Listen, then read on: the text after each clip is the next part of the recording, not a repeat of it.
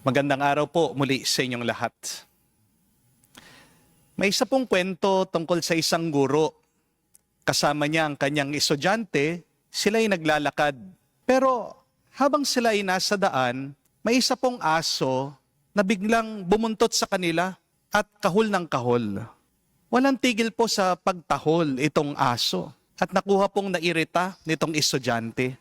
Kumuha po siya ng bato at tinatapon dito sa aso. Lalo pong lumakas yung pagtahol ng aso. Kumuha po ng stick ang bata at hinahampas ito sa aso. Pero hindi pa rin po tumigil yung aso. Habang nakikipag-away po itong bata sa aso, malayo na ang nalakad ng guro. Nauna na ito at iniwan po niya yung kanyang estudyante. Nagsawa din po yung bata, iniwan niya yung aso at hinabol po niya ang kanyang guro. Pagod na pagod po yung bata. Hinihingal siya, pinagpapawisan siya.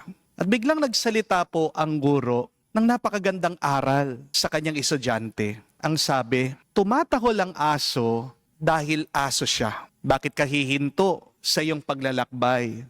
Dahil lang may maingay na aso? Kung ang bawat asong tumatahol ay hihintuan mo, aawayin mo, hindi ka makakarating sa iyong paroroonan. At ganyan din po sa buhay, hindi po ba? May mga taong tumatahol, may mga taong maiingay, may mga taong mag-iinsulto sa iyo. Hindi dahil mali ka, hindi dahil masama ka, kundi dahil magulo ang kanilang loob.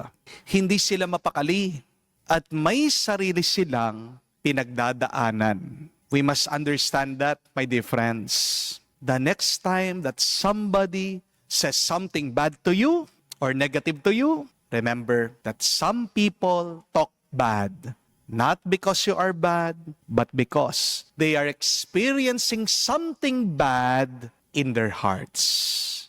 Some people will say something bad to you online or in person, not because you are wrong, but because they are restless. They are unhappy and they are hurting. Kaya nga po, pansinin niyo ang ating Panginoong Jesucristo sa Ebanghelyo. Kahit na sinabihan siya, sisiraan na daw siya ng bait, sira ang ulo niya. Anong reaction ni Jesus? Tahimik lang siya. Hindi siya sumagot. Hindi siya nakipag-away. Kasi nauunawaan niya ang mga taong ito. Hurt people will hurt other people. But happy people will not hurt other people. And also grateful people will not insult other people. Kapatid, para hindi ka masaktan sa mga masakit magsalita sa iyo, unawain mo sila, intindihin mo sila, isipin mo saan sila nanggagaling. Kasi ang bawat tao ay may pinaghuhugutan. Amen? Kapag nalaman mo ang kwento ng ibang tao, hindi ka na magagalit, maawa ka na sa kanila. Amen? Baka yang nagmumura sa daan, maraming utang yan. Baka naghahanap siya ng pambayad, baka kaya stress siya. Yung masungit mong boss, baka nalaman niya may kirida o may iba ang kanyang asawa. Baka hiniwalayan na siya ng mister niya. Yung bully sa klase, baka gabi-gabi nakikita niyang nag-aaway ang kanyang magulang. Yung malditang customer sa grocery, baka nalaman niya may cancer siya. O baka nagluluksa lang yan dahil namatayan pa lang. Hindi mo alam, kapatid, kung ano ang pinagdadaanan ng ibang tao. Amen? Imbis na magalit ka sa kanila, ang mas maganda, ipagdasal mo na lang sila. Amen? Opo, masakit ang mainsulto, pero masasaktan ka lang kapag pinapasok mo ang insulto ng ibang tao sa isip at sa puso mo. Matuto kang tumanggap ng comments galing sa ibang tao na hindi ka namemersonal. Take note, we should take feedbacks, creative criticisms, without the negative emotions, without their negative energies. Unawain mo yung sinasabi nila. Huwag mong papapasukin sa iyong loob yung galit at inis nila. Tandaan mo, huwag mong hahayaan ng ugali ng ibang tao na baguhin ka, na sirain ang kapayapaan mo. Because your most important wealth or treasure is your peace. And anything that destroys your peace is too expensive. Kaya nga, mga kapatid, huwag kang magpapaalipin sa ibang tao. The ultimate form of slavery is when you allow somebody to dictate how you feel, how you act, who to be. Kung nababago ng isang tao ang iyong nararamdaman, kapatid, kawawa ka. Kapatid, alipin ka na niya. Dumating po si Jesus, hindi para tayo'y gawing mga alipin. Dumating ang Panginoon para palayain tayo. Di po ba? Please, keep away from toxic people. Keep away from people who belittle you, from those who limit you, from those who insult you. In short, don't spend your life around unkind people. Life is too short to waste your time, your life, with unkind people. Amen? Masyadong maiksi ang buhay para ubusin mo dyan sa mga taong hindi naman mabait sa'yo.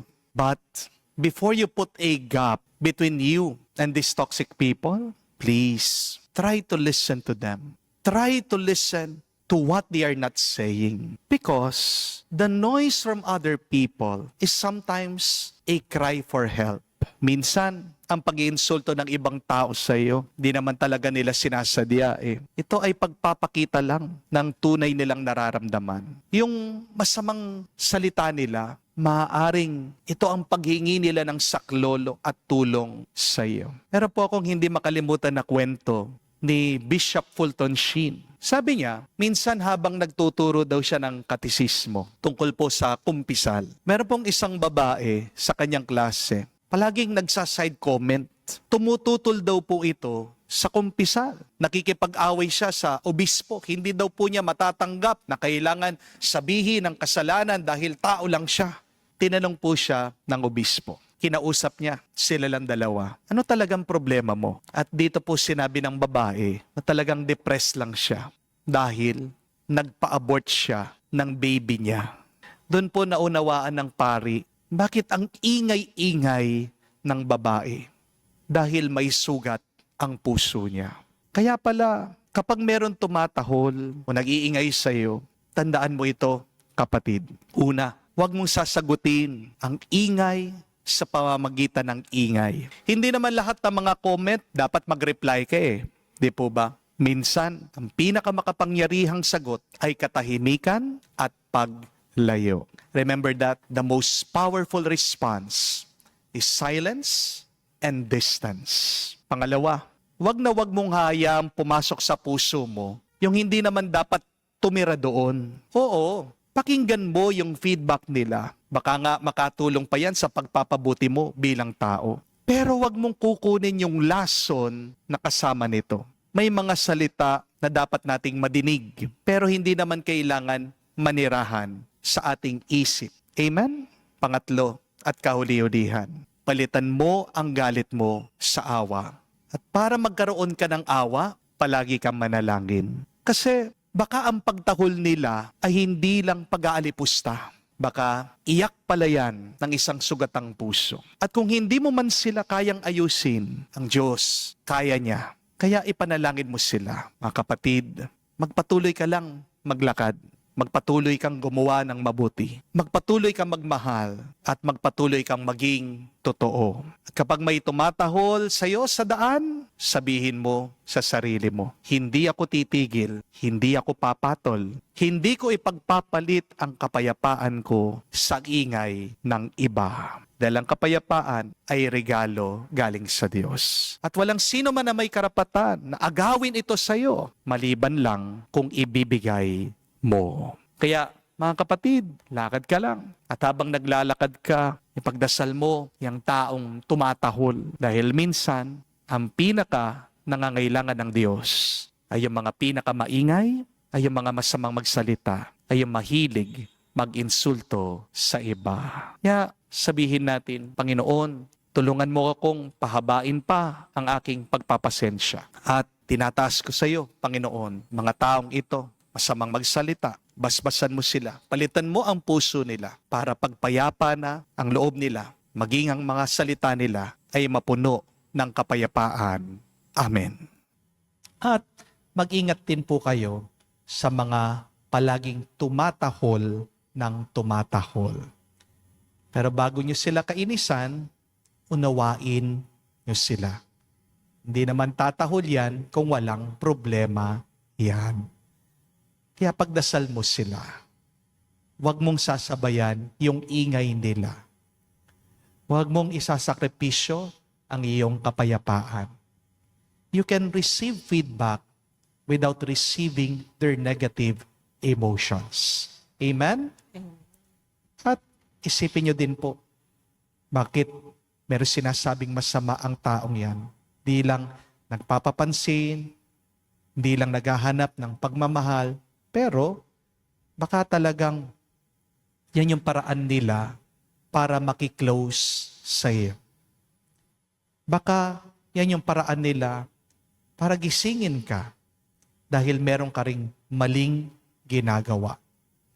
Minsan, sa homily ko po, nasasabi ko yung salitang bobo.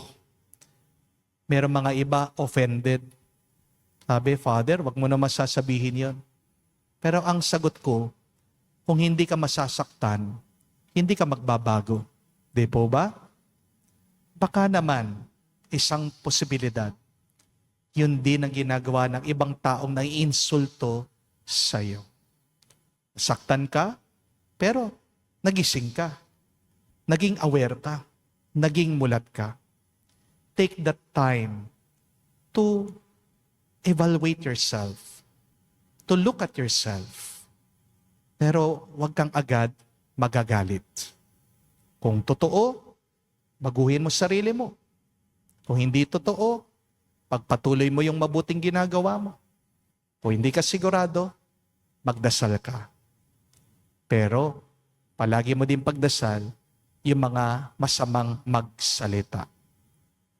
Speak no evil, so that no evil will come upon you. Amen? Sumayin ang Panginoon. At sumayo rin. At kayo'y paspasan ng Diyos, makapangyarihan sa lahat, sa ngalan ng Ama, ng Anak, ng Espiritu Santo. Amen. Ang ating misa ay natapos.